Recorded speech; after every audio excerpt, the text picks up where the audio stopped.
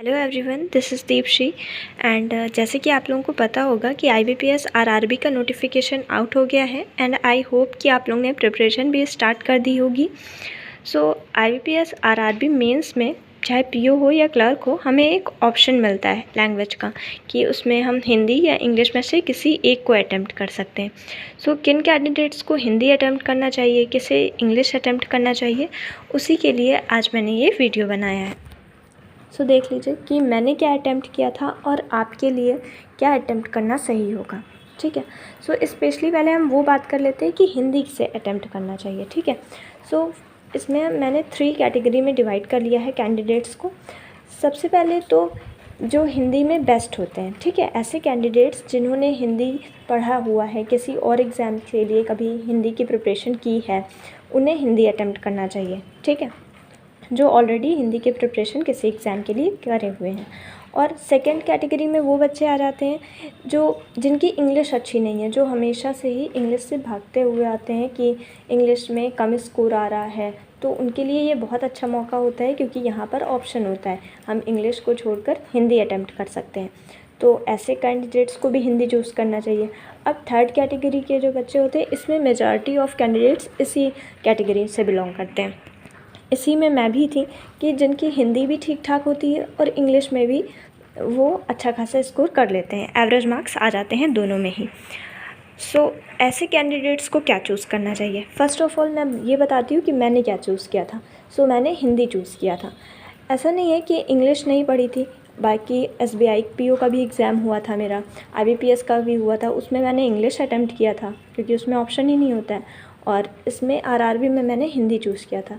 Hindi choose करने का सिर्फ मेरा यही रीज़न था क्योंकि मुझे हिंदी में ज़्यादा कॉन्फिडेंस था।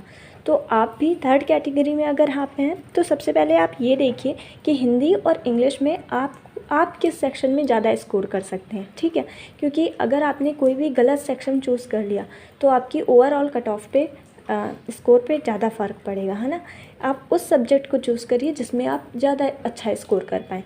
अगर आप इंग्लिश चूज़ करते हैं तो एक ये फ़ायदा होगा कि आप SBI और IBPS एग्ज़ाम के लिए तो इंग्लिश पढ़ेंगे ही, तो आपको कोई एक्स्ट्रा सब्जेक्ट नहीं पढ़ना पड़ेगा। हिंदी अगर आप चूज़ करते हैं तो आपको हिंदी के लिए अलग से प्रिपरेशन करनी होगी। बिना प्रिपरेशन के आप हिंदी अटैम्प्ट अच्छे स्कोर नहीं कर पाएंगे क्योंकि हिंदी काफ़ी ज़्यादा टफ़ पूछी जाती है।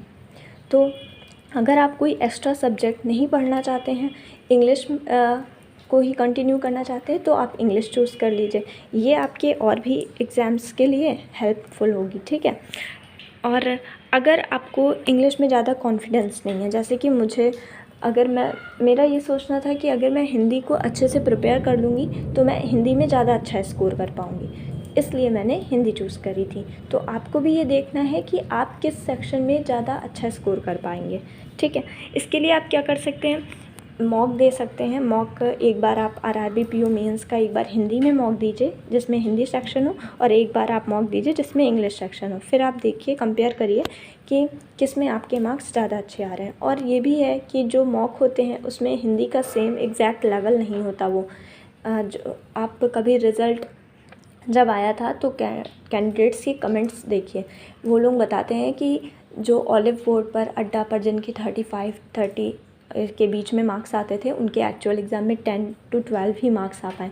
तो ऐसा होता है क्योंकि हिंदी बहुत ज़्यादा टफ़ पूछी जाती है। तो अगर आप हिंदी में बहुत ज़्यादा कॉन्फिडेंट हैं और आपको लगता है आप अच्छे से प्रिपेयर करेंगे तो आप अच्छा स्कोर कर पाएंगे, तभी आप हिंदी चूज़ करिएगा।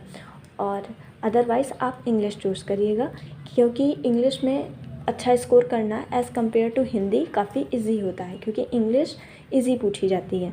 ठीक है, सो आई थिंक आप लोगों का डाउट क्लियर हुआ होगा। सो बताइएगा कमेंट में कि आप क्या चूज़ कर रहे हैं, हिंदी और इंग्लिश।